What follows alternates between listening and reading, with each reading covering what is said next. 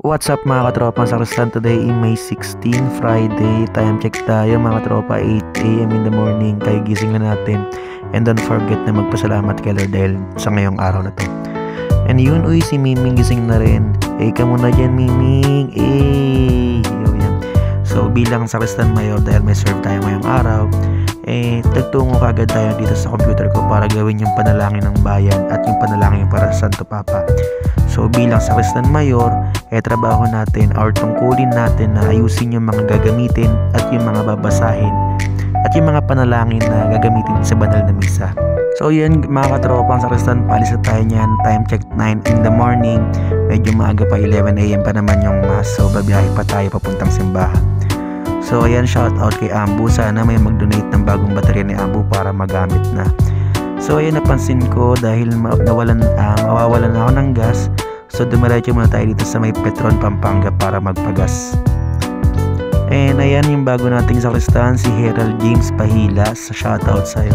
So dumating din siya ng maaga dahil nga alam niya na may training siya ngayong araw. So bilang sakristan mayor, pagdating natin dito, kailangan natin buksan yung sound system para mag-init and mag-function siya ng maayos mamaya during the mass. So after the sound system na binuksan ko, pinipare ko na rin yung Roman Missal yung gagamitin ngayon. Inayos ko na rin pati yung tinatawag na lectionary or yung nandun yung mga binabasa like first reading and salmo and yung gospel. So tinuro ko na rin sa kanya ano yung mga gagawin dito. Then after namin ayusin yung mga sacramentary and lectionary, so nilagay ko na dito sa may altar para ipi-prepared na. Then para mamaya naka-ready na siya sa may mass. Ilang sakristan mayor, kailangan din natin i-check ng maigi yung sound system before they start the mass habang wala si Father para mamaya sa misa ay smooth yung sound system and wala tayong maririnig na feedback na masakit sa tenga.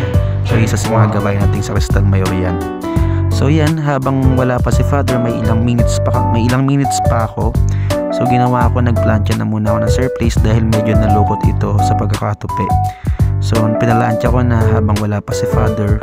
After ko mamalantya, sakto dumating na rin si Father and magbibihis na raw si Father. So after niya, nagbihis na rin ako. So dito yung sutana namin is Cossack type siya, and sa mga seniors is color black yung Cossack with surplice. Then sa mga aspirant or mga junior servers is puti, no, na Cossack. Dito mga katropa, wala daw yung lector.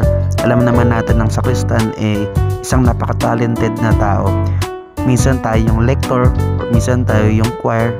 And ang lector kasi mga katropa is yun yung mga nagbabasa ng first reading, salmo, and ng panalangin ng bayan. So dito sa last part na to, ito na yung consecration mga katropang sakristan. Dito ko na rin tatapusin yung daily vlog ko. Sa mga sakristan dyan, mga tropang sakristan, stay safe and ingat always. God bless.